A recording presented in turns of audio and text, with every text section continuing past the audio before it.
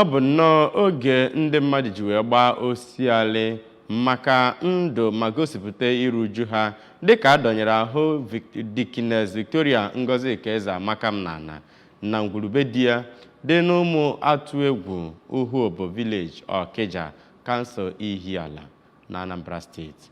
Deaconess Victoria Ngozika Ezeamakam onye nara mmụọ na ọgbụgba afọ 72 bụ ya bụ afọ mụrụ onye ọrụ ngalaba ICT n'ụlọ mgbasa ozi Anambra Broadcasting Service ABS bụ nwaada Oluchi Ezeamakam. Blessing Dennis ga-akọtọpụrụ gị akụkọ a.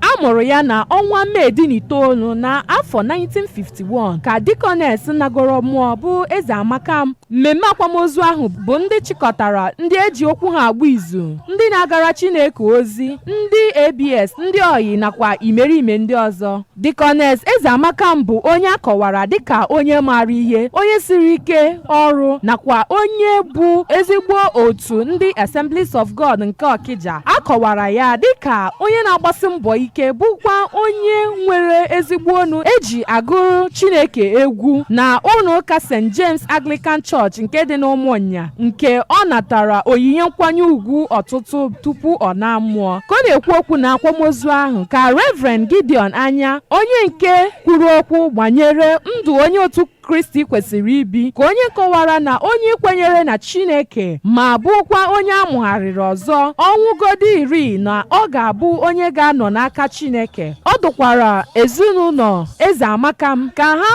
wenie obi ha n'ebe Chineke nọ, dịka na mama ha nke nagoro mmụọ bụ onye biri ndụ a ga-enwomi enwomi. Ka ọ na-ekwu okwu ozugbo enichara ya bụ mama ya, nwa onye ahụ nagoro mmụọ bụ Reverend Paul Chiụtụtụ kwuru na ọnwụ mama ya bụ nke wutere ya nke nnukwu, ma kwuo na ha ga-ezukwa na ụbọchị ikpe. Ka ọ na-agwa ABS okwu, nwa ya nwaanyị onye nagoro mmụọ bụ Oluchi Ezeamakam bụ onye kwuru na nne ya nwụgoro anwụ bụ onye nwe obi umeala, onye na-anabatakwa ndị ọzọ, bụrụkwa onye kụziri ya ka esi enye ndị mmadụ ihe, ma kọwaa nne ya dịka onye hapụgoro ezigbo ihe a ga-enwomiri enwomi. N'ịgwa ezinụlọ ahụ nne ha nagoro mmụọ site n'aha ndị ụlọ ọrụ ABS, ka Maazị Theophilus Ojukwu kọwara ya bụ nwa ya nwaanyị na-arụ n'ABS dịka onye dị uchu n'ọrụ na onye nke ntinyegoro oke nke ya na ya bụ ụlọ ọrụ bụ nke na-aga n'iru, ma kpekwa ekpere ka Chineke nabata mkpụrụ obi Deaconess Ezeamakam na ndokwa. Deaconess Ezeamakam bụ onye hapụrụ di ya bụ Sir Frederick Ezeamakam, ụmụaka 7 nakwa ụmụ 10 ndị ọgọ nakwa imerime ndị ọzọ site n'Okija. Aha m bụ Blessing Dennis maka akụkọ ụwa ABS.